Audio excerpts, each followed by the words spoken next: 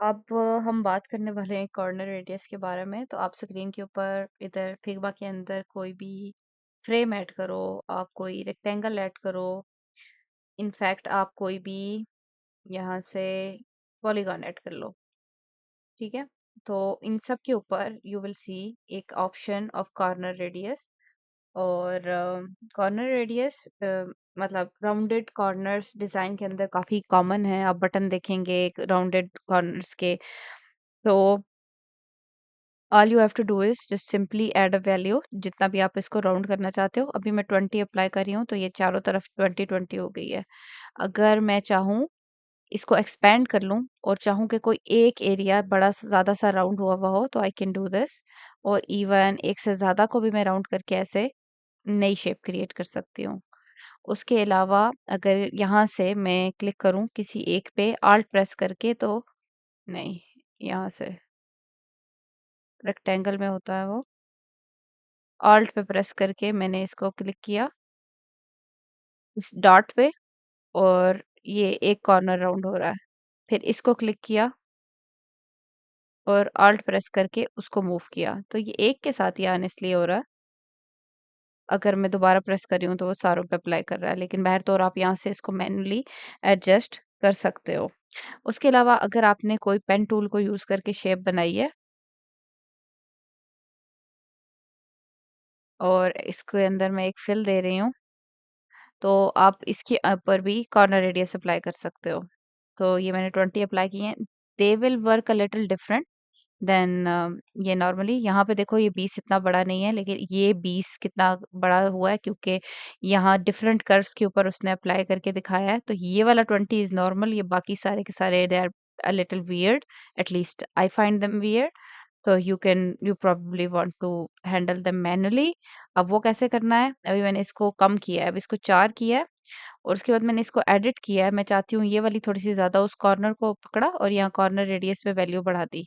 इसको मैं 20 चाहती हूँ, तो वो एक एक वैल्यू आप सिलेक्ट करके उसकी ज्यादा कर सकते हो। इसको मैं चाहती हूँ कि ये भी 20 हो जाए, तो बस उस कॉर्नर को सिलेक्ट किया और उस पर वैल्यू चेंज कर दी। और ये वाली चीज आप किसी भी इस शेप को जो एडिट होती है, जैसे फ्रेम एडिट नहीं होती लेकिन बाकी शेप सारी एडिट होती हैं, आप उसको एडिट करो, किसी कॉर्नर को पकड़ो और उसको मैनुअली इंटर कर सकते हो। लेकिन उसके बाद क्या होगा कि आप यहाँ पे देखो तो ये रीड नहीं कर पा रहा कॉर्नर रेडियस को। बाकी सारे जो से हैं यहाँ पे 4 शेप्स वाले, वो एक्सपेंड होके मुझे ऑप्शन दिखाते हैं। इसके भी 4 कोने थे, लेकिन यू कैन सी कि ये अब इसकी समझ से बाहर हो गया है कि ये मैंने क्या कर दिया इसके साथ।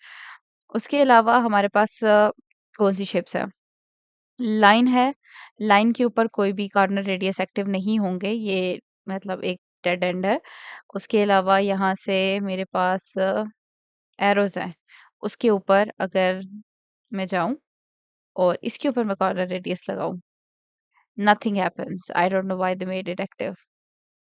Let's try. कुछ भी नहीं हो रहा। प्रीटी फनी कि they kept the that active. अच्छा, उसके अलावा अगर आपने बूलियन ऑपरेशंस लगाए हुए हैं, तो यहाँ पे मैंने एक रेक्टेंगल ली और एक और शेप ली। इसको ले लेते हैं, इसको, इसका कलर चेंज करते हैं, ऊपर लेकर आते हैं और इन दोनों को पकड़ के यहाँ से मैंने इसको सब्ट्रैक्ट कर दिया। अब इसके ऊपर मैं जब यहाँ पे जाती हूँ और शेप लगाती हूँ रेडियस, तो ये आप देखोगे कि जहाँ-जहाँ से वो इसको एज़ अ शेप रीड करता है, वहाँ-वहाँ पे कॉर्नर्स अप्लाई हो रहे हैं, ना सिर्फ बाहर वाली जगह पे बल्कि अंदर वाली जगह पे भी। तो या this is interesting.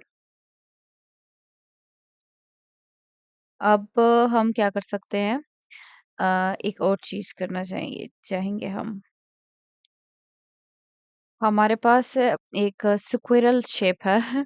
I think squirrel S, या स्क्वायर एंड सर्कल्स को मिला के बनता है। तो उसके लिए जब मैं यहाँ पे एक्सपेंड करती हूँ इसको कॉर्नर रेडियस को, तो यहाँ पे मोर का ऑप्शन आता है। तो यहाँ पे है, तो यहाँ पे मैंने रेडियस रखा 24। आप देखो, मैं अभी आपको डिफरेंस दिखाती हूँ, बल्कि ये किया रेड, इसके ऊपर एक और मैंने डुप्लीकेट बनाई है और उसका कलर कर दिया है येलो। अब मैं यहाँ से वही सेम राउंडनेस है और यहाँ से कॉर्नर स्मूथिंग चेंज करती चली जा रही हूँ। And now I zoom in and I can see कि उसने ज़्यादा अच्छा एंगल मूव किया है, यहाँ से स्मूथ किया है, तो ये शेप जो-सी है आईओएस काफ़ी यूज़ करता है और वो कैसे यूज़ करता है, वो 60% है उसकी, ज़रा-सा वो इस ये ब्रोकन सा एंड है, इसको स्मूथ करता है, इसको 100% करो तो यू कैन सी देख एक पूरे पिक्सल का फ़र्क है फॉर दिस पर्टिकुलर एग्ज़ाम्पल। और एक और इंटरेस्टिंग चीज़ है कि अगर आप किसी चीज़ का रेक्टेंगल वो बना लो, कंपोनेंट बना लो, तो ये मैंने कंपोनेंट बना लिया है, एक फ्रेम नंबर 3 को, इसको मैंने जब किया है, तो आउटर लेयर जो-सी इसका इंस्टेंस है, इसके जब मैंने आउटर लेयर किया है, तो उसके ऊपर अप्लाई हो सकते हैं। लेकिन अगर इसके अंदर मैं एक रेक्टेंगल ऐड कर दूँ और अब मैं इसको ऐड करूँ, तो उसके ऊपर भी मैं अपने वो अप्लाई कर रही हूँ इंस्टेंस के ऊपर। यानी मैं उसको मूव-शूव नहीं कर सकती इंस्टेंस के अंदर, लेकिन I can simply apply more उसको ओवरराइड कर सकती हूँ राउंडनेस को। But there is a limitation.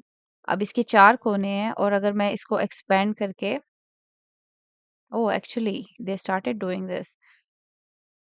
मैं इसको इंडिविजुअल भी कर सकती हूँ। ऑसम! या I can override a lot of things now. Sweet. I think I remember कि ये पहले नहीं होता था, individual corner editing. So which is good. अब इसको भी ओवरराइड कर सकते हैं आप। Let's delete this and this is all about corners actually on the basic level.